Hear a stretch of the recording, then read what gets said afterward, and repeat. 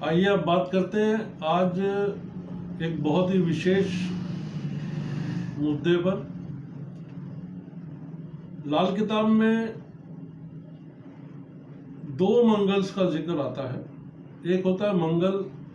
नेक और एक होता है मंगल बद। मंगल नेक से मतलब होता है कि किसी भी व्यक्ति के जीवन में अच्छा प्रभाव देने वाला ग्रह मंगल,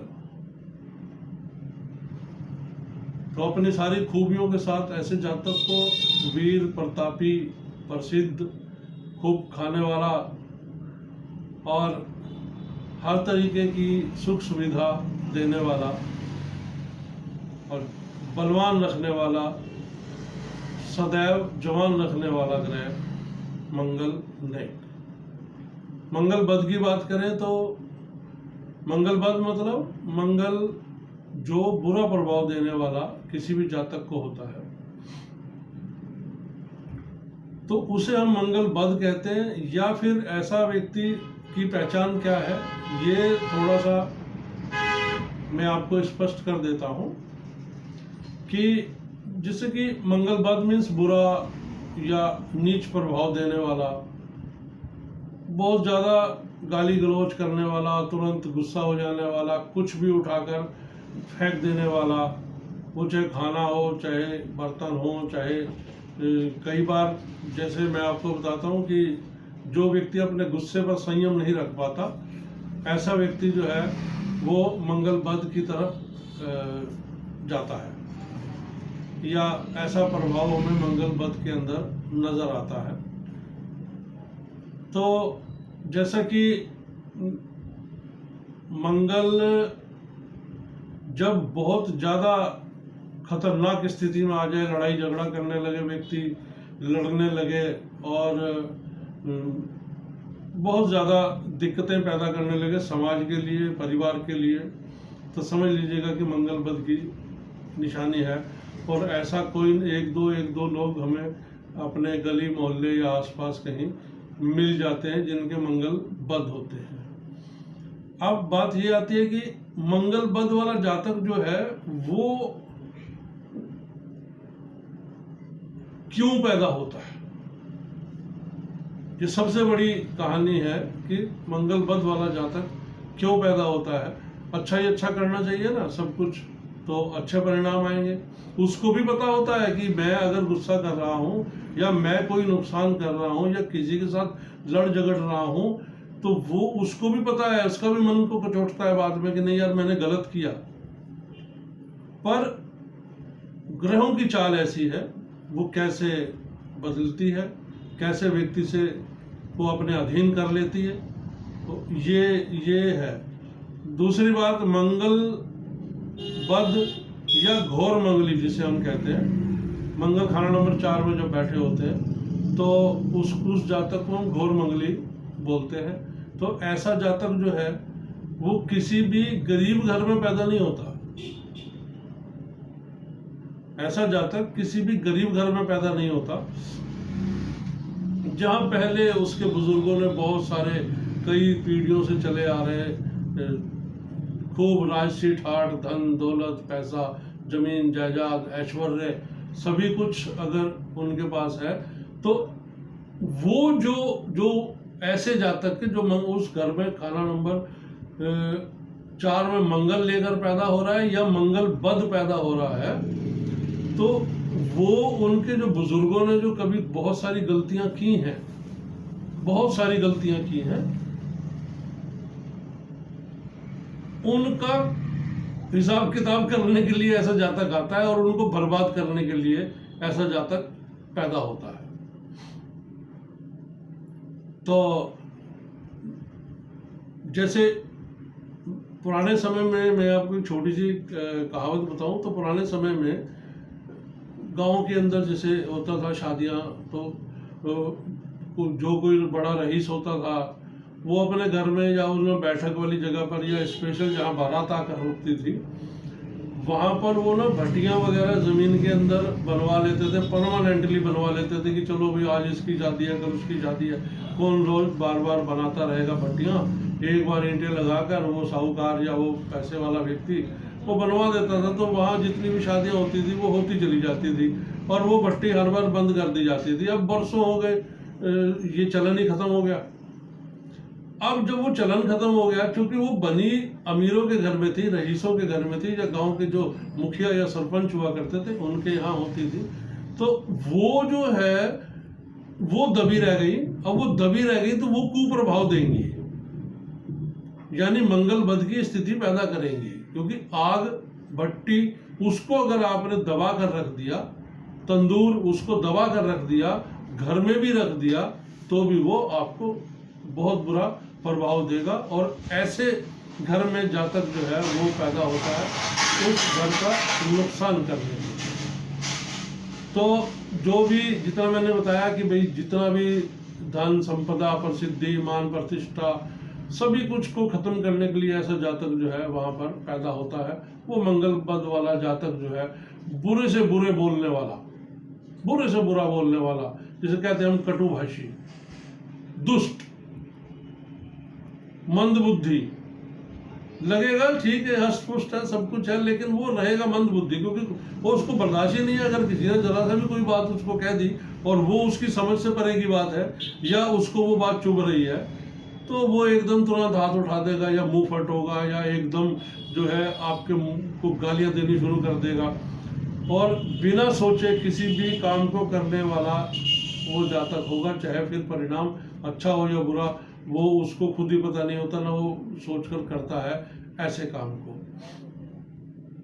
और एक सबसे बड़ी चीज है कि दूसरों के अवगुण जो है वो उनके मुंह पे ही बोल देगा कि भाई तू ऐसा है, इतना इस तरीके का गंदा आदमी है, तेरे अंदर अकल नहीं है, फलाना नहीं है, तेरे को तमीज नहीं है खाने की। तो इस तरीके से ऐसा व्यक्ति होता है।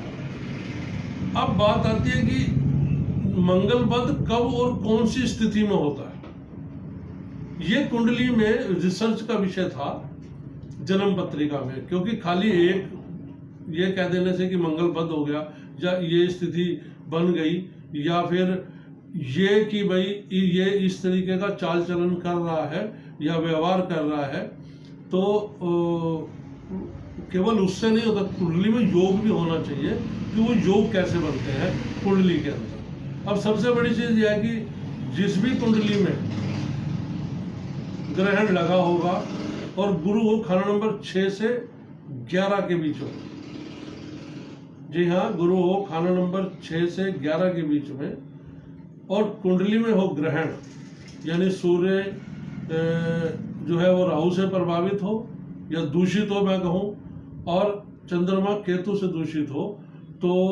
मंगल बद की पहली स्थिति बनती है। और दूसरी जो उससे भी बड़ी विकट स्थिति है, बड़ी विकट स्थिति वो ये है कि शुक्र हो खाना नंबर 9 में, अकेला शुक्र खाना नंबर 9 में जातक को इतने बुरे हालात में ले जाता है वो कि हर तरफ से बुराई, मंदी, लड़ाई झगड़ा और पैसे की सबसे पहली जो कमी है वो बनी रहती है। तो यहाँ पर मैं एक छोटी सी बात कहना चाहता हूँ कि शुक्र खाना नंबर 9 इस हेडिंग के साथ आप मेरी जो YouTube वीडियो है उनको खोलकर देखिएगा और सुनिएगा उसको। उसमें मैंने जो शुक्र खाना नंबर 9 के जो बुरे प्रभाव है और मंगल बद जो होता है उसका उपाय मैंने बहुत अच्छे तरीके से उसमें समझाया है। कृपया आप उस वीडियो को जरूर सुनिएगा। अब यह है कि गुरु हो खाना नंबर 7 में और बुध हो उस समय कुंडली में मंदे घरों में, तब भी मंगल बद होता है और वो बहुत बुरा मंगल बद होता है। और जिसकी निशानी ये होती है कि ऐसे जातक की बहन, बेटी, बुआ, मौसी और बुध से संबंधित जितनी भी स्त्रियां आती हैं वो सारे के सारे मंदे राग रंग का शौक हो जाता है उन्हें, यानी यूं ही खामखा सज धज के रहना और यूं ही घूमते रहना या लोगों के साथ व्यवहार रखना, वो अच्छे व्यवहार की यहाँ गणना नहीं हो रही है, ध्यान रखिएगा। तो वो उसे बुरे राग रंग की श्रेणी में ऐसी बातें आती हैं। और ऐसी जातक की जो महिला जो है, महिला वर्ग जो है, खास तौर पर उसमें जैसे माँ, नानी, सास, जनानी मीन्स वाइफ, ठीक है, और अन्य महिला पक्ष जो है वो सारे के सारे जो है वो दुखी भी रहती हैं खाना नंबर 4 के मंगल, जिसे मैंने कहा था कि घोर मंगली होने के कारण। और ऐसा जातक जो है वो स्वयं के ज्ञान को तो नष्ट करता ही करता है, साथ में उसके अंदर वैराग्य की तरफ भागने की भी इच्छा बहुत होती है। बोला चलो छोड़ो सारी दुनिया, कुछ नहीं रखा यहाँ पर, चलो मैं चलता हूँ। लेकिन वो फिर भी वैराग्य को उत्पन्न नहीं होता, क्योंकि जो मस्तिष्क में और जो शरीर में एक प्रकार की विशेष आग होती है मंगलवद की, वो ऐसे जातक को जो है बहुत बुरी कंडीशन में रखती है। अब गुरु हो खाना नंबर 9 में और बुध हो मंदा, और उसी समय सूर्य हो खाना नंबर 8 में और शनि हो खाना नंबर 3 में, या गुरु मंदा हो या खाना नंबर 5 में शत्रु यानी सूर्य के शत्रु शनि, राहु, शुक्र और या फिर शुक्र हो, तो ऐसा तब भी मंगल बद की स्थिति बनती है। ये ऐसा लाल किताब का सूत्र है। तो ऐसे में जातक करता क्या है कि बड़े भाई का विरोध कर देता है, या बड़ा भाई उसका होता ही नहीं है। जो कई बार ऐसा होता है कि बड़े भाई को बड़ी घातक चोट मार देता है ऐसा जातक कि वो भाइयों से संबंध जो है खत्म हो जाता है। और दक्षिण के दरवाजे का साथ हो, यानी मुख्य जो गेट दरवाजा हो वो दक्षिण का हो, तब भी मंगल बद होता है।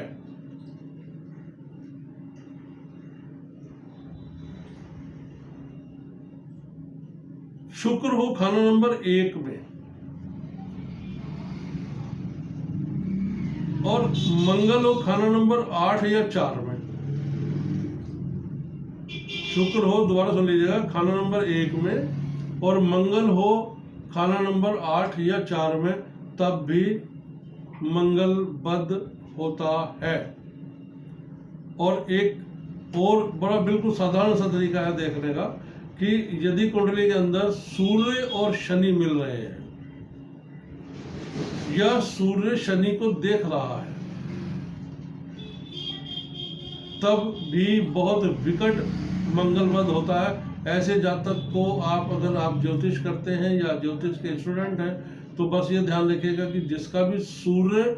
शनि को देख रहा है या सूर्य शनि एक साथ किसी भी घर में बैठे हैं, तो ऐसा जातक बहुत ज़्यादा मुंहफट गालियां देने वाला, किसी का मान सम्मान ना करने वाला,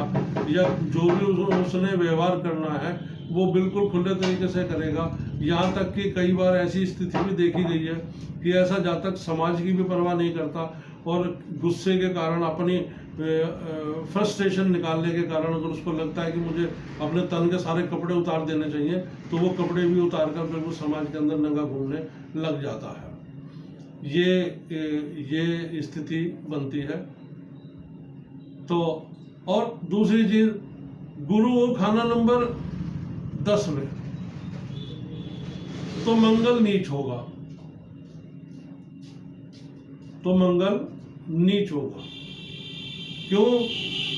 क्योंकि गुरु वहां पर नीच है और गुरु जो मंगल है वो गुरु का चेला माना गया है, गुरु का साथी माना गया है। तो अगर गुरु नीच हो गया तो मंगल अपने आप नीच हो जाएगा। और ऐसा जो जातक है वो स्त्री पक्ष पर बहुत भारी होगा, इस स्त्री पक्ष पर बहुत भारी होगा, ये ध्यान रखिएगा। हाँ, अब बात ये आती है कि आप कैसे जो है इस मंगल बद के जो समस्याएं हैं या मंगल बद के जो कारण हैं उनसे हम कैसे बच सकते हैं। मंगल बद से एक सबसे पहला जो अच्छा तरीका है बचने का, वो ये है कि ऐसे जातक को च्युइंगम चबाते रहना चाहिए, सुपारी चबाते रहना चाहिए, ताकि वो अपना गुस्सा चबा चबा कर जो है वो उसको निकाल दे, क्योंकि जब वो थूकेगा तो वो गुस्सा उसका निकल जाएगा। या ऐसे जातक को घर के अंदर एक सीमेंट उसका रेत के कट्टे में रेत भरकर उसमें जो है दिन में 3 बार 4 बार सुबह शाम, नहीं तो उसको बॉक्सिंग करनी चाहिए, ताकि वो अपना गुस्सा जो है, अपनी फ्रस्ट्रेशन जो है उस पर निकाल सके और सामान्य रूप